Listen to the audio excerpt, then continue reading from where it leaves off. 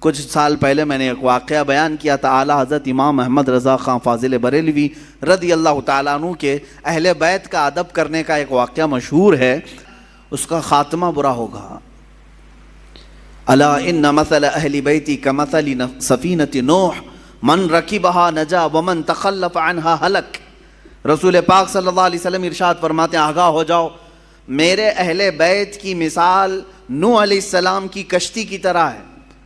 نوح علیہ السلام کے زمانے میں سیلاب آیا، طوفان آیا، اور اس وقت اگر کوئی نجات پایا تھا تو کون؟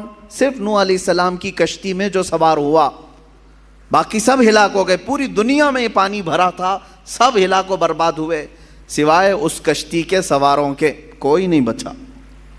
تو اللہ کے حبیب صلی اللہ علیہ وسلم فرماتے ہیں میرے گھر والے، میرے اہل بیت نوح علیہ السلام کی کشتی کی طرح ہیں، جو انہیں تھام لیا وہ نجات پا گیا، جو ان سے دور ہوا وہ ہلاک ہو جائے گا۔ اہل بیت سے جو نفرت کیا یا ان سے دوری اختیار کیا وہ ہلاک ہو جائے گا۔ عزیزان گرامی وقار، یقیناً اہل بیت ہمارے لیے سر کا تاج ہیں، لیکن ساتھ میں ہمیں رسول پاک صلی اللہ علیہ وسلم نے اپنے صحابہ کی محبت بھی سکھائی ہے۔ حضور اکرم صلی اللہ علیہ وسلم کا یہ فرمان عالی شان ہے، اصحابی کالنجوم بأیہم اقتدیتم اہتدیتم، میرے صحابہ ستاروں کی مانند ہیں، تم جس کی بھی پیروی کرو گے ہدایت پا جاؤ گے۔ یہ میں کیوں آج عرض کر رہا ہوں؟ اہل بیت کا تذکرہ ہونا چاہیے، لیکن ساتھ میں نے صحابہ کا بھی ذکر کیا۔ وجہ یہ ہے میرے عزیزو کہ کچھ جماعتیں ایسی ہوں گی جو صحابہ سے نفرت کریں گی، حضور پاک صلی اللہ علیہ وسلم کے صحابہ کو کافر کہیں گی، مرتد کہیں گی، باغی کہیں گی، اور کچھ جماعتیں ایسی ہوں گی جو اہل بیت کو گالیاں دیں گی۔ صحابہ کی محبت تو دکھائیں گی لیکن اہل بیت کو گالیاں دیں گی۔ حضرت فاطمہ کو کہتے ہیں وہ بغاوت کرنے والی ہیں، حضرت امام حسین کے بارے میں کہتے ہیں انہوں نے یزید کے خلاف بغاوت کیا۔ یہ دونوں جماعتیں گمراہ ہیں، جو اہل بیت کی نفرت پالتی ہیں یا صحابہ کی نفرت پالتے ہیں، یہ دونوں جماعتیں ہیں، گمراہ ہیں۔ ان میں درمیانی جماعت وہ ہے جس کو مسلک اعلیٰ حضرت اہل سنت و جماعت کہتے ہیں۔ اہل سنت و جماعت یہ ہمارا درمیانی مسلک ہے، درمیانی، کہ ہم کیا کہتے ہیں جس کو امام اہل سنت فاضل بریلوی نے یوں ارشاد فرمایا، اہل سنت کا ہے بیڑا پار اصحاب حضور، نجم ہے اور ناؤ ہے عطرت رسول اللہ کی۔ یہ اس شعر میں نجم کا نام آیا ہے، ناؤ کا نام آیا ہے۔ نجم کہتے ہیں تارے کو، نجم کس کو کہتے ہیں؟ ستارے کو، اور ناؤ کشتی کو کہتے ہیں۔ اعلیٰ حضرت فرماتے ہیں ہمارا بیڑا تو پار ہے الحمدللہ۔ صحابہ کو حضور نے کیا فرمایا؟ میرے صحابہ ستاروں کی طرح ہیں۔ اہل بیت کو کیا کہا حضور نے؟ کشتی کی طرح ہے۔ اعلیٰ حضرت فرماتے ہیں ہمارے پاس تارے بھی ہیں اور کشتی بھی ہے۔ ہاں، تارے رات کے وقت اندھیرا ہو جائے تو پہلے کے زمانے میں تاروں سے ہی راستہ طے کیا جاتا تھا۔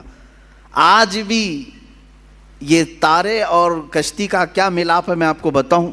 اتنی ٹیکنالوجی ترقی کر گئی، پھر بھی جانتے ہیں آپ جو شپ آج سمندروں میں چلتی ہیں، جو جہاز، بڑی بڑی جہاز ہیں سمندروں میں چلتی ہیں، سمندر میں وہ راستہ کہاں سے؟ کوئی روڈ بنا ہوا ہے؟ کوئی ٹریک بنی ہوئی ہے؟ کیسے وہ چلتی ہیں؟ برابر رخ کیسے لیتی ہیں؟ پورے جہاز کو، پوری کشتی کو ستاروں پر چلایا جاتا ہے۔ آج بھی ستاروں پر راستے طے کیے جاتے ہیں۔ اب ٹیکنالوجی اتنی آ گئی اور روڈ اتنے بن گئے کہ کوئی اب راستہ تلاش کرنے کے لیے تارے دیکھتا ہی نہیں۔ پہلے کے لوگ سفر کرنے کے لیے بھی تارے دیکھتے تھے، ہر تارے کا ایک سمت ہوتا تھا، اس طرف یمن ہے، اس طرف شام ہے، اس طرف عراق ہے، وہ راستے اسی طرح سے طے کرتے تھے۔ اس لیے یہ دو چیزوں کا ملاپ بیان کیا گیا۔ سمندر میں اگر کشتی ہے تو تاروں سے اپنا راستہ طے کرتی ہے۔ میرے عزیزو، ہم یہ کہتے ہیں کہ صرف تارے دیکھ کر کے چلیں اور سمندر میں چلنا چاہے تو بھی ممکن نہیں ہے، اور صرف کشتی پر بیٹھ جائیں تارے نہ دیکھیں تو بھی ممکن نہیں ہے۔ اسی لیے اعلیٰ حضرت نے فرمایا اہل سنت کا ہے بیڑا پار اصحاب حضور، نجم ہے اور ناؤ ہے عطرت رسول اللہ کی۔ اللہ کے رسول کی عطا کردہ دونوں نعمتیں ہمارے پاس ہیں۔ ہم صحابہ کی بھی عزت کرتے ہیں اور اہل بیت اطہار کی بھی عزت کرتے ہیں۔ ان دونوں میں سے کسی ایک کو بھی ہم خطا کار، گنہگار، معاذ اللہ رب العالمین، باغی، اس طرح کے الفاظ ہم ہرگز نہیں استعمال کرتے۔ اہل سنت کا یہ موقف رہا ہے۔ اب میں اہل بیت اطہار کے متعلق عرض کروں، اس میں خاص طور پر رسول پاک صلی اللہ تعالیٰ علیہ وسلم کے گھر والوں میں حسنین کریمین رضی اللہ تعالیٰ عنہما، ان کی قدر کیا تھی، ان کی عزت کیا تھی۔ صحابہ بھی حضور پاک صلی اللہ علیہ وسلم کے زمانے میں، حالانکہ ان کی عمر بہت کم تھی، حضرت امام حسین حضور پاک صلی اللہ علیہ وسلم کے انتقال کے وقت صرف 6 سال کے تھے، 6 سال کے تھے۔ حضرت حسن مجتبیٰ رضی اللہ تعالیٰ عنہ 7 سال کے تھے۔ بس یہ 6 اور 7 سال کی عمر تھی جب حضور کی وفات ہوئی، لیکن اتنے بچپن میں بھی صحابہ کرام کا حال یہ تھا کہ یہ اتنا ادب کرتے تھے کہ نماز کے عالم میں کبھی کبھار حضور پاک صلی اللہ علیہ وسلم امامت فرما رہے ہوتے اور یہ دونوں شہزادے پہلی صف میں آ جاتے ہیں یا مصلی کے پاس آ جاتے، آگے پیچھے چلتے ہیں، تو عام بچوں کی طرح انہیں ہٹایا نہیں جاتا تھا۔ ان کو نہ پہلی صف سے کوئی پیچھے کرنے والا ہوتا، نہ کوئی ادھر سے ادھر کرتا۔ میرے عزیز و دوسروں کے بچے آئیں تو ہم ادھر ادھر کر دیں، لیکن رسول اللہ کے شہزادوں کو صف کے آگے رکھ کر کے بھی صحابہ نماز پڑھتے تھے، اس لیے کہ ان صحابہ کو معلوم تھا کہ نماز ہماری اس وقت تک کمپلیٹ نہیں ہوگی جب تک نبی اور آل نبی پر درود نہ بھیجیں۔ ہاں، تحیات میں بیٹھنے کے بعد تو پڑھنا ہی پڑے گا نا، اللہم صلی علی محمد وعلی آل سیدنا محمد۔ ہم تو کہتے ہیں اے اللہ درود بھیج محمد صلی اللہ علیہ وسلم پر اور ان کی آل پر۔ تو صحابہ کی نمازیں کیسی ہوتی ہوں گی جب نماز میں تحیات پر بیٹھ کر کے یہ پڑھتے ہوں گے اللہ نبی پر تو درود بھیج، تو مصلی پر نبی کو دیکھ رہے ہوں گے، اور جب آل محمد پر درود بھیجتے ہوں ان شہزادوں کو پہلی صف میں دیکھ رہے ہوتے ہوں گے۔ ان صحابہ کی نمازیں کیسی ہوتی ہوں گی۔ بہرحال حسنین کریمین رضوان اللہ تعالیٰ علیہما، اللہ تعالیٰ نے ان کو رسول پاک صلی اللہ تعالیٰ علیہ وسلم کے گھر میں اس طرح سے ودیعت فرمایا کہ ان کا نام بھی جنتی نام رکھا گیا۔ حسن اور حسین میرے آقا نے فرمایا اسما من الجنتی، یہ جنت کے ناموں میں سے ہے، جنت کے ناموں میں سے ہے۔ اور میرے آقا صلی اللہ علیہ وسلم اکثر امام حسین کو سونگھتے تھے۔ چومنا الگ چیز ہے نا، بچوں کو ہم بوسہ دیتے ہیں، چومتے ہیں، حضرت امام حسین کو حضور پاک صلی اللہ علیہ وسلم سونگھتے تھے۔ چومنا بھی ہوتا ہے، میرے آقا صلی اللہ علیہ وسلم سے چومنا بھی، بوسہ لینا بھی ثابت ہے، لیکن اکثر آپ ان کی گردن کے پاس اور ان کے چہرے کے پاس سونگھتے تھے۔ اور میرے آقا صلی اللہ علیہ وسلم فرماتے ہیں ہما ریحانتی فی الجنہ، یہ دونوں میرے لیے جنت کے ریحان پھولوں میں سے ہیں۔ جنت کے جس طرح ریحان پھول ہیں، اللہ تعالیٰ نے حسن و حسین رضی اللہ تعالیٰ عنہما کو جنت کے پھولوں کی طرح خوشبودار بنایا تھا۔ اندازہ کرو میرے عزیزو، جن شہزادوں کی خوشبو خود سید الانبیاء سونگھ رہے ہو، تو کیا اہل بیت میں خوشبو نہیں ہوتی ہے؟ کیا رسول اللہ کے خاندان میں خوشبو نہیں ہوتی؟ یہاں پر مجھے وہ بات یاد آتی ہے، کسی نے مجھ سے کہا تھا کچھ سال پہلے، میں نے ایک واقعہ بیان کیا تھا، اعلیٰ حضرت امام احمد رضا خان فاضل بریلوی رضی اللہ تعالیٰ عنہ کے اہل بیت کا ادب کرنے کا ایک واقعہ مشہور ہے، جس کو ایک صاحب نے اعتراض کر کے کہا تھا کہ ایسا کیسا انہوں نے سونگ لیا۔ سنیے، بریلی شریف میں پالکی چلتی تھی، پالکی اسٹیشن سے گھر جانا ہو، کہیں پر بھی جانا ہو تو 4 لوگ جو ہے ایک چھوٹی سی پالکی اٹھاتے تھے، جیسے اب رکشہ ہے، پہلے وہ لوگ مزدور اٹھا کر کے لے جاتے تھے، عام تھا، یہ مکہ میں بھی موجود تھا، طواف کرانے کے لیے پالکیاں ہوتی تھی، حبشی لوگ اٹھاتے تھے۔ بریلی میں امام اہل سنت فاضل بریلوی نے یہ کرائے کے پالکی والوں کو بلایا، اس میں 3 لوگ تھے یا 4 لوگ تھے یا جتنے بھی تھے، پالکی اٹھانے والوں نے کرایہ طے کیا، اٹھا لیا۔ تھوڑی دیر کے بعد اعلیٰ حضرت فاضل بریلوی رضی اللہ تعالیٰ عنہ کہنے لگے روک دو روک دو۔ روکا گیا، اتر گئے، کہا کہ تم میں سے کوئی سید زادہ ہے؟ پالکی اٹھانے والوں میں سے کوئی سید زادہ ہے؟ تو لوگوں نے کہا میاں تمہیں تو کرائے سے مطلب ہے، کرایہ دو اور چلو آگے، پیسے دو اور اپنا، یہ کیا ہے، سید ہے، پٹھان ہے، کوئی بھی تو اٹھائے۔ اعلیٰ حضرت نے کہا ہرگز نہیں، میرا یہ شیوا نہیں ہے کہ کسی سید زادے پر میں سوار ہو جاؤں۔ آپ نے بار بار اصرار کیا تو ان پالکی اٹھانے والوں میں ایک سید زادہ تھا، انہوں نے کہا کہ ہاں میں سید ہوں۔ اللہ اکبر، تھوڑی دیر ہی سوار ہوئے تھے، اعلیٰ حضرت رضی اللہ تعالیٰ عنہ ان کے ہاتھوں کو پکڑ لیا، رونے لگے، بڑی خطا ہو گئی مجھ سے، غلطی ہو گئی، میں قیامت کے دن کیا منہ دکھاؤں گا رسول پاک کو کہ احمد رضا تو میرے بیٹے کے کندھے پر سوار ہوا تھا۔ اور رونے لگے۔ اس کے بعد اتنے ہی پر نہیں معافی مانگ کر، بلکہ اس سید زادے کو پالکی پر بٹھایا اور وقت کا مجدد خود پالکی اٹھایا، خود پالکی اٹھایا اور آگے تک لے کر کے گئے اور ان کو بہت سارا نذرانہ اور ہدیہ پیش کیا اور کہا سید زادے آپ کے لیے زیب نہیں دیتا کہ آپ لوگوں کا بوجھ اٹھائیں، میں جب تک زندہ ہوں آپ کی حاجات جو بھی ہوں گی مجھ غریب خانے سے آپ لے جایا کریں، آپ کا ہی در دولت ہے، آپ کے آقا آپ کے نانا کا دیا ہوا ہے۔ اس سید زادے کو اس کام سے ہمیشہ کے لیے دور کر دیا۔ یہ امام اہل سنت فاضل بریلوی رضی اللہ تعالیٰ عنہ کا مشہور واقعہ ہے، بیان بھی کیا جاتا ہے۔ کسی صاحب نے ہم سے کہا تھا کہ ایسا کیسے ان کو آ گئی تھی خوشبو، تو ہم نے یہی کہا کہ ان کی طرح عشق پیدا کرو، خوشبو آ ہی جائے گی۔ پیدا کرو جو گلاب کو سونگھے تو بھی کہے لب پھول دہن پھول زکن پھول بدن پھول، واللہ جو مل جائے میرے گل کا پسینہ، مانگے نہ کبھی عطر نہ پھر چاہے دلہن پھول۔ کیا بات رضا اس چمنستان کرم کی، زہرا ہے کلی جس میں حسین و حسن پھول۔ یہ بریلی کا امام ہی تو کہتا ہے جس کی زندگی عشق میں ڈوبی ہوئی ہے، جس جگہ پر بھی دیکھیں یہ اعلیٰ حضرت کے نغمے کیا یہ عشق نہیں پیدا کرتے؟ آج 100 سال کے بعد بھی سننے والے جھوم جاتے ہیں۔ اس بریلی کے تاجدار کے سینے میں عشق کتنا رہا ہوگا، جو ہمیشہ اس زمانے میں لوگ میرے آقا کی ناپ رہے تھے کتنا ہے، کیا کیا ہے، کیسے کیسے ہیں حضور کے بارے میں۔ اس وقت اس امام نے پکار کر کہا تھا سرور کہوں کہ مالک و مولا کہوں تجھے، باغ خلیل کا گل زیبا کہوں تجھے، حیران ہوں میرے شاہ میں کیا کیا کہوں تجھے۔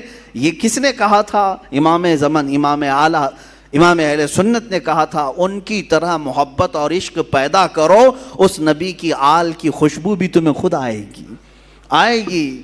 ہاں بدبو رکھے ہو اور دل میں بغض اور کوڑھن ہو تو پھر یہ تمام اعتراضات بھی تمہارے دل سے سینے سے نکل کر کے زبان پر آتے رہیں گے۔ بہرحال عزیزان گرامی، رسول پاک صلی اللہ تعالیٰ علیہ وسلم حسنین کریمین کو سونگھا کرتے تھے اور کہا کرتے تھے، فرمایا کرتے کہ یہ جنت کے پھولوں میں سے کچھ پھول ہیں جو اللہ تعالیٰ نے مجھے عطا کیا، برا ہو ان ظالموں کا جنہوں نے جنت کے ان پھولوں کو بھی نوچ دیا اور انہیں بکھیر دیا۔ اسی کو اعلیٰ حضرت نے اپنے سلام میں کہا تھا کتنے بکھرے ہوئے ہیں مدینے کے پھول، یا کربلا تیری قسمت پہ لاکھوں سلام۔ کربلا کے میدان پر سلام بھیجتے ہوئے اعلیٰ حضرت نے یوں کہا تھا کہ یہاں بکھرے ہوئے ہیں، یہ مدینے کے پھول ہیں، جس جگہ دیکھو رسول اللہ کا کوئی نہ کوئی شہزادہ نظر آتا ہے۔ اس زمین کو بھی اعلیٰ حضرت نے سلام پیش کیا تھا۔ عزیزان گرامی وقار، رسول پاک صلی اللہ تعالیٰ علیہ وسلم کا گھرانہ یقین جانیں اللہ تعالیٰ کی بارگاہ میں معزز گھرانہ ہے۔ حضرت عمر ابن خطاب رضی اللہ تعالیٰ عنہ امیر المومنین ہیں، جن کی نیکیاں اللہ کی بارگاہ میں بہت زیادہ ہیں اور جن کے بارے میں خود میرے آقا نے فرمایا میرے بعد اگر کوئی نبی ہوتا تو وہ عمر ہوتے، اتنی ساری فضیلتیں ان کے پاس ہیں۔ لیکن مدینے میں ایک وقت ایسا آیا کہ قحط آ گیا، بارش نہیں آ رہی تھی، لوگ سوکھا پڑ گیا تو پریشان ہو گئے، سب امیر المومنین کے پاس آئے۔ جانتے ہو امیر المومنین عمر ابن خطاب رضی اللہ تعالیٰ عنہ، جن کو اللہ تعالیٰ نے بہت سارے انعامات سے نوازا، وہ زاہد بھی ہیں، متقی بھی ہیں، پرہیزگار بھی ہیں، رسول پاک صلی اللہ علیہ وسلم کے خلیفہ بھی ہیں، سب ہیں۔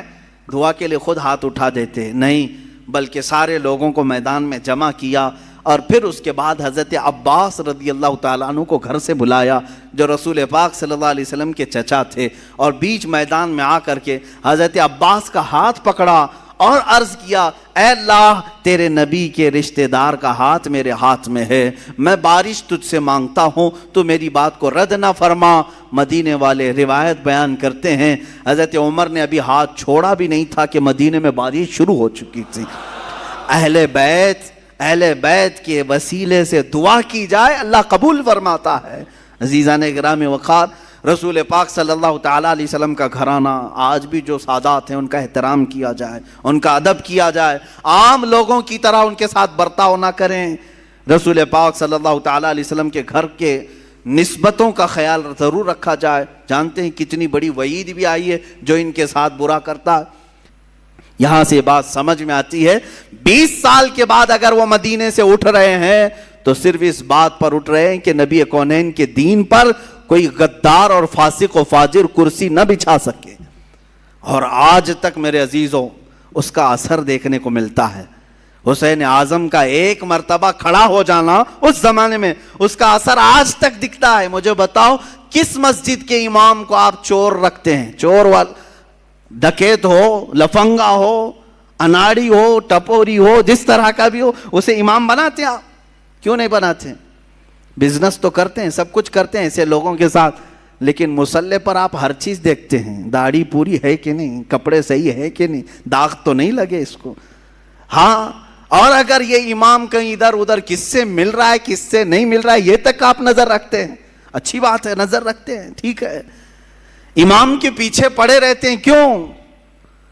اس کی وجہ یہی ہے کہ آپ اپنا امام ویسا ہی دیکھنا چاہتے ہیں جیسے امام حسین نے تصور دیا ہے. ہم حسینی ہیں الحمدللہ. بھائی یزید کو آپ نے امام تسلیم اسی لیے نہیں کیا کہ اگر رسول اللہ کے نواسے نے اس وقت اس کو امیر المومنین کہہ دیا ہوتا تو پھر قیامت تک آنے والے سب لوگ یہ دلیل بناتے رسول اللہ کے نواسے نے جب ایک فاسق و فاجر کو امام بنایا تھا تو ہماری مسجدوں کا امام چور ہو جائے تو کیا فرق پڑتا ہے؟ لوگ دلیل بنا سکتے. امام علی مقام نے قیامت تک آنے والوں کے لیے ایک ایسا مشعل پیدا کیا، ایک ایسی روشنی بنائی کہ اسی کے بل بوتے آج تک ہم چل رہے ہیں. عزیزان گرامی، حسنین کریمین رضوان اللہ تعالی علیہما حضور پاک صلی اللہ تعالی علیہ وسلم کی گود میں کھیلنے والے، یہاں تک کہ اکثر حضور کا جبہ مبارکہ کافی کشادہ ہوتا، کبھی پہن کے آتے ہیں. تو صحابہ روایت کرتے ہیں کہ کبھی کبھار حضور اکرم صلی اللہ علیہ وسلم اپنے جبے کے اندر کوئی چیز چھپا کر کے آتے تو ہم دیکھتے کوئی قیمتی چیز چھپا کر آئے ٹھنڈیوں کے دنوں میں، لیکن وہ قیمتی چیز وہی شہزادے ہوتے تھے، حضور کے جبے میں چھپے ہوئے ہوتے ہیں. حضرت حسن مجتبی اور حسین اعظم رضی اللہ تعالیٰ. آپ اندازہ کریں صحابہ اکرام حضور صلی اللہ علیہ وسلم کی ایک جھلک دیکھنے کے لیے بے قرار رہتے، صحابہ حضور کے مہر نبوت کو دیکھنے کے لیے بے قرار رہتے، حضور اکرم صلی اللہ علیہ وسلم کے بوسے لینے کے لیے بے قرار رہتے. ان شہزادوں کی عظمت اور ان کی قسمت کو دیکھیں کہ ہمیشہ حضور کے جسم مبارکہ سے لگے ہوئے ہوتے تھے، یہاں تک کہ سجدے میں میرے آقا جائیں تو اس پر سوار بھی ہو جاتے تھے. میرے آقا ان کو ہٹاتے نہیں تھے، لمبا سجدہ کر لیتے لیکن ان شہزادوں کو گرنے نہیں دیتے تھے. یہ ان شہزادوں کی تربیت ہے. ایک دن حضرت فاطمہ بے قرار تھیں، بچے نظر نہیں آ رہے ہیں. حضور پاک صلی اللہ علیہ وسلم گھر میں آئے، پوچھا بچے کہاں ہیں؟ حضرت فاطمہ کہتی ہے میں کب سے ڈھونڈ رہی ہوں، بچے نہیں مل رہے، چھوٹے چھوٹے تھے. رسول پاک صلی اللہ تعالیٰ علیہ وسلم ڈھونڈنے کے لیے بھیجے تو دیکھتے ہیں مدینہ مسجد نبوی کے تھوڑا سا دور ایک درخت کے نیچے دونوں بچے بیٹھے ہوئے ہیں، کھیل رہے ہیں، لیکن جبرائیل امین دونوں پر سایہ کیے ہوئے ہیں. ہاں، فرشتے سایہ کیے ہوئے رہتے ہیں. اور یہی حسنین کریمین ہیں. حضور پاک صلی اللہ علیہ وسلم گھر میں ان کو خود کھلایا کرتے تھے. بچوں کے ساتھ اگر کھیلنا حضور کا ثابت ہے تو ان شہزادوں کے ساتھ ہے. کشتی لڑا رہے ہوتے حضور پاک صلی اللہ علیہ وسلم، حضرت حسن اور حسین کی کشتی لڑا رہے ہیں. ہوتا ہے گھروں میں دو بچوں کی کشتی لگاتے ہیں تو حضور صلی اللہ علیہ وسلم کس کی سائیڈ لے رہے تھے؟ حضرت امام حسن کی سائیڈ لے رہے تھے. وہ بڑے تھے اور حضرت حسن کو کہتے تھے حسن تم حسین کو یہاں سے پکڑو، ادھر سے پکڑو، ادھر سے پکڑو، جیسے ہم بچوں کو کشتی لڑواتے ہیں. میرے آقا صلی اللہ علیہ وسلم جب اس طرح کا مقابلہ کروا رہے تھے، حضرت فاطمہ گھر میں سے کہتی ہیں ابا جان یہ کیسی بات ہے، آپ بڑے کی سائیڈ لے رہے ہیں، حسن بڑے ہیں آپ ان کی سائیڈ لے رہے ہیں، حسین چھوٹا ہے. حضور پاک فرماتے ہیں فاطمہ تم نہیں دیکھتی حسین کی طرف سے جبرائیل ہیں، جبرائیل ان سے کہہ رہے ہیں کہ حسن کو یہاں سے پکڑو، حسن کو یہاں سے پکڑو. اللہ اللہ، یہ شہزادے وہ ہیں جن میں سے ایک کو سید الانبیاء سپورٹ کر رہا ہے، دوسرے کو سید الملائکہ سپورٹ کر رہا ہے. اور وہ گھرانہ کیسا جس کے بارے میں امام زمن کہتے ہیں بے اجازت ان کے گھر میں جبرائیل آتے نہیں، قدر والے جانتے ہیں عز و شان اہل بیت، یہ رسول اللہ کے گھر والوں کی، اور ان کو کبھی ناراض کرنا میرے آقا کو ہرگز پسند نہیں تھا۔ حضور پاک صلی اللہ تعالیٰ علیہ وسلم کبھی ان دونوں بچوں کو ناراض ہونے نہیں دینا چاہتے۔ اس سے آپ اندازہ لگا سکتے ہیں کہ امام حسین جب پیدا ہوئے ہیں اسی وقت میرے آقا صلی اللہ علیہ وسلم کے گھر میں حضرت ابراہیم کی ولادت ہوئی تھی۔ حضور کے اپنے بیٹے بی بی ماریہ قبطیہ سے حضور کے بیٹے پیدا ہوئے، ان کی عمر 6 مہینے کی ہو گئی تھی، اور حضرت فاطمہ کے گھر میں امام حسین پیدا ہوئے۔ آگے پیچھے تھوڑی سی ایک وقت ایسا آیا کہ حضور اپنے بیٹے کو لے کر بیٹھے ہیں۔ بیٹا کتنا عزیز ہوتا ہے، بیٹا اپنا بیٹا، 2 بیٹے پہلے حضور کے انتقال کر چکے تھے، یہ تیسرے بیٹے تھے حضرت ابراہیم، اور حضرت فاطمہ کے بیٹے حسین دونوں کو چوم رہے تھے۔ جبرائیل آئے، کہا آقا اللہ تعالیٰ کی منشا یہ ہے کہ ان دونوں میں سے کسی ایک ہی کو آپ رکھ سکتے ہیں۔ اللہ اکبر، چنو تو کس کو چنو؟ ایک طرف بیٹا ہے اور ایک طرف نواسا ہے۔ میرے آقا صلی اللہ تعالیٰ علیہ وسلم نے دونوں کی طرف دیکھا اور جبرائیل سے کہا اے جبرائیل، حسین کو میں منتخب کرتا ہوں، اپنے بیٹے کو جس پر وار دیا، رسول پاک صلی اللہ علیہ وسلم نے اپنے بیٹے کو جن پر قربان کیا، اس حسین اعظم کا ہم تذکرہ کرنے چلے ہیں۔ میرے آقا صلی اللہ تعالیٰ علیہ وسلم نے جن کا حد درجے خیال کیا، نمازوں میں، گھروں میں اور ہر جگہ، یہاں تک کہ اگر میرے آقا صلی اللہ علیہ وسلم کسی گھر دعوت میں گئے، کھانا وہاں پر رکھا گیا ہے تو پہلے کوئی چیز منگواتے اور آدھا اس میں سے کر کے کہتے لے جاؤ فاطمہ کے گھر دے آؤ، ان کے گھر میں فاقہ ہے۔ اپنے شہزادوں کا خیال فرماتے، اپنے نواسوں کا خیال فرماتے۔ عزیزان گرامی، یہی وہ اہل بیت ہیں جن کی شان میں قرآن کی کئی آیتیں نازل ہوئیں۔ وَيُطْعِمُونَ الطَّعَامَ عَلَى حُبِّهِ مِسْكِينًا وَيَتِيمًا وَأَسِيرًا، یہ آیت ہے سورہ دہر کی 29ویں پارے میں۔ ہوا یہ تھا کہ حضرت فاطمہ کی کنیز فضہ، انہوں نے منت مانگی تھی، دونوں شہزادے بہت بیمار تھے کہ اگر یہ صحیح ہو جائیں تو ہم 3 روزے رکھیں گے، اگر یہ صحیح ہو گئے تو 3 روزے رکھیں گے۔ گھر والے بچے صحیح ہو گئے، روزہ رکھا سارے لوگوں نے مل کر، مولا علی کرم اللہ وجہہ الکریم، حضرت فاطمہ اور یہ کنیز فضہ اور 2 شہزادے۔ حضرت علی کی کمائی 2 درہم کی تھی، باغیچے سے خدمت کے بعد 2 درہم لاتے جس سے اتنا آٹا آتا کہ 5 روٹیاں بن سکتی تھیں۔ یہ اہل بیت کا گھرانہ ہے۔ افطار میں روٹیاں بنی، شام کے وقت کسی فقیر نے آواز دی، ایک مسکین آیا، فقیر آیا، کہا میں نے سنا ہے کہ یہ رسول اللہ کے گھر والے ہیں، یہ اہل بیت ہیں، میں بہت بھوکا ہوں، مجھے کھلا دیا جائے۔ حضرت فاطمہ نے 5 روٹیاں اٹھا کر دی تھیں، پانی پی کر کے ان لوگوں نے افطار کیا، دوسرا بھی روزہ رکھا۔ دوسرے دن حضرت علی پھر آٹا لے آئے، 5 روٹیاں بنائیں۔ آج کے دن ایک یتیم بچہ آیا افطاری کے وقت میں، اس نے بھی وہی آواز اٹھائی، حضرت فاطمہ نے وہ 5 روٹیاں اٹھا کر اس یتیم کو کھلایا۔ آج پھر پانی سے افطار کیا، تیسرا روزہ تھا۔ تیسرے روزے کے دن حضرت علی خود محنت کر کے اتنے پیسے لے آئے کہ پھر 5 روٹیاں بنی۔ اس دن افطار کے لیے بیٹھے تو جیل سے چھوٹا ہوا ایک قیدی آیا، کہا میں ہر گھر کو کھٹکھٹا لیا، مجھے کوئی نہیں کھلایا، میں نے سنا ہے کہ یہ اہل بیت ہیں، رسول اللہ کے گھر والے، یہاں سے واپس نہیں بھیجتے کسی کو۔ حضرت فاطمہ نے اس قیدی کو بھی 5 روٹیاں دی تھیں۔ تیسرا دن گزر گیا، پیٹ پیٹ سے لگ گیا، بھوک کی شدت ہے، بچے طاق میں بیٹھ گئے اور حضرت علی جھک گئے تھے۔ یہ شام کا وقت تھا، میرے آقا صلی اللہ تعالیٰ علیہ وسلم تشریف لائے، گھر میں آئے، پکارا کہاں ہیں؟ آواز کسی کی نہیں آ رہی تھی، سب ایک ایک کونوں میں بیٹھے ہوئے تھے۔ اللہ کے نبی صلی اللہ علیہ وسلم نے پکارا فاطمہ، وہ آئیں، پوچھا کیا ماجرا ہے؟ سنایا ایسے ایسے ہم نے منت مانگی تھی، منت مانگو تو روزے کی مانگو اے غلاموں، اہل بیت کے غلام، خالی دھاگا باندھنے اور تالا باندھنے کی نیت منتیں نہیں ہوتی، منت قرآن ختم کرنے کی بھی کرو، روزہ رکھنے کی بھی کرو، یہ اللہ کو راضی کرنے والی منتیں ہیں۔ بہرحال حضرت فاطمہ نے عرض کیا کہ ایسا ایسا حال ہوا ہے۔ اللہ کے نبی صلی اللہ تعالیٰ علیہ وسلم نے فرمایا ابھی ابھی مجھ پر آیت کریمہ نازل ہوئی، اللہ نے فرمایا وَيُطْعِمُونَ الطَّعَامَ عَلَى حُبِّهِ مِسْكِينًا وَيَتِيمًا وَأَسِيرًا، یہ وہ لوگ ہیں جو اللہ کی محبت میں کبھی مسکین کو کھلاتے ہیں، کبھی یتیم کو کھلاتے ہیں، اور کبھی قیدی کو کھلاتے ہیں۔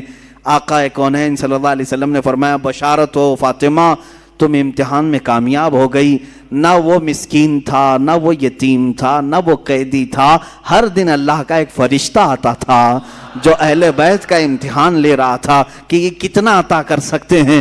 تم امتحان میں کامیاب ہو گئے، اور اس دن ان کے گھر میں جنت سے اللہ نے خوان نعمت اتارا۔